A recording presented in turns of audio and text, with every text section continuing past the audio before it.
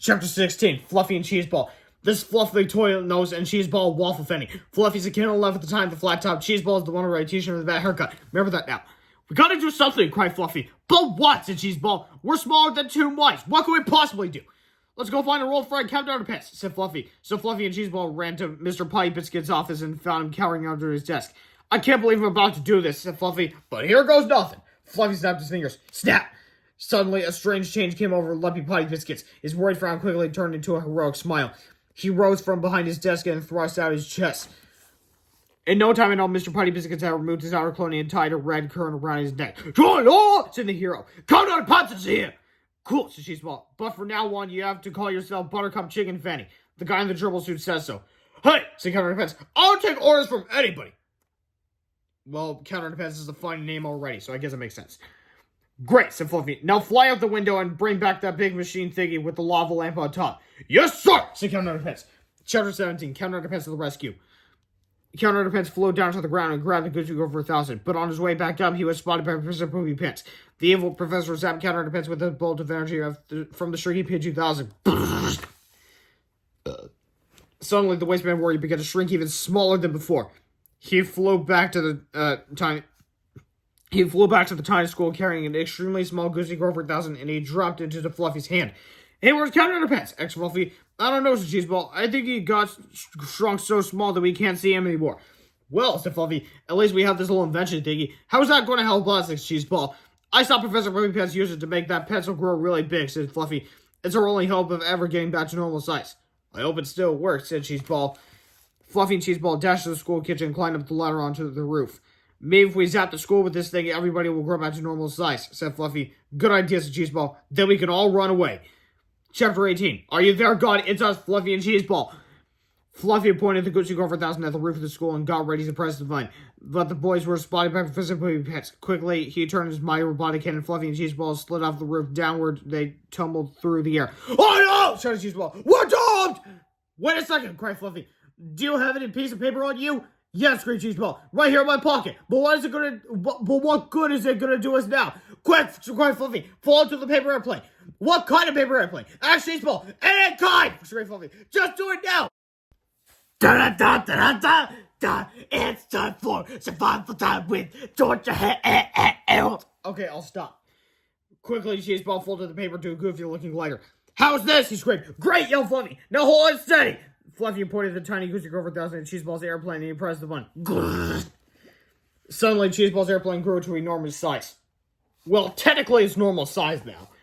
Fluffy and Cheeseball flopped down into it and the paper airplane took off gliding through the air. Oh man, cried Cheeseball. I can't believe that worked. We're not out of this yet, yelled Fluffy. Chapter 19, the flight of the goofy glider. Fluffy and Cheeseball had to admit that it was pretty cool flying over the city streets on a paper airplane. They didn't even seem to mind the fact that they were only about an inch tall each. But you could probably imagine the boys' concern when they started heading straight for a wood chipper. Oh no! Cried Fluffy. We're gonna get a wood chipper to death! Cheeseball couldn't look. He put his hands over his eyes and waited for the inevitable. But suddenly, swoosh! The paper airplane swerved sharply and missed the wood chipper altogether. Hey! Cried Fluffy. How did that happen? Oh no, said Cheeseball. But I'm not steering this thing! The boys had barely caught their breath when a small dog noticed the airplane came running after them. Oh no! Cried Cheeseball. We're gonna get eaten by a winter dog! Fluffy covered his eyes this time. Clump! But wouldn't you know it, the airplane swerved sharply upward and out of the range of the little dog altogether. Are you doing that? Are you doing that? Asked Cheeseball. No, said Fluffy. It must be the wind. Finally, the paper airplane landed in a wet, sticky pile of hot blacktop. Yuck, said Fluffy. What could be worse than getting stuck in a pile of blacktop? Maybe getting crushed by a big steamroller thingy, said Cheeseball. You sure have an active imagination, said Fluffy. No, I don't, said Cheeseball as he pointed upward. Look! Oh no! Screamed Fluffy. We're gonna get steamroller thingy to death! Just then, the boys were yanked up by the backs of their shorts and carried off through the air to safety. So there's got a hole of us, cried Cheeseball. But I can't see what it is. It must be Count Underpants, said Fluffy. We just can't see him because he's so small. Hey, said Cheeseball. I'll bet he was steering the airplane out of danger too. Our hero! The boy shouted. Chapter 20. Extra, extra, extra, extra, extra, extra, extra, extra, extra large underpants.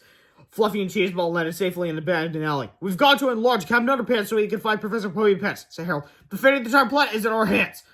But how can we enlarge him if we can't even see him? Asked Cheeseball. Good questions, good question, said Fluffy. Wait, said Cheeseball. I've got an idea. He called as loud as he can. Count Underpants, we can't see you, but if you hear us, fly over and land on my finger. We have a machine that can make you big again. The boys waited a few seconds. Look, Fluffy, said Cheeseball. There he is. See, it's that little tiny speck on my finger. No, just aim the machine at that little speck, but don't tell my finger, okay? Don't worry, said Fluffy. I'm a great shot with this thing. I will zap your... Oops, sorry. Now, technically, that's not a mistake. They actually brought Harold's hand back to normal size. Well, they are already smaller than the normal size. This is Harold's hand at normal size. Technically, there's a walking hand. So, like imagine this is my left hand, and there's a little me trying to support the weight. Well, I hold out my right hand, but whatever.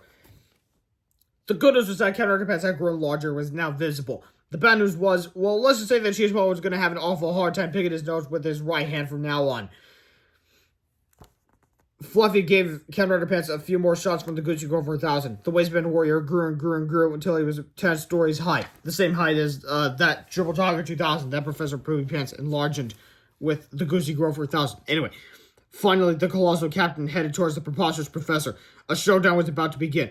The little boy from Chapter 13 happened to be walking by with his mother again. He looked up and saw a giant man in his underwear getting ready to fight a huge robot in the middle of the city. "Mammy," said the little boy. "What?" asked his mother.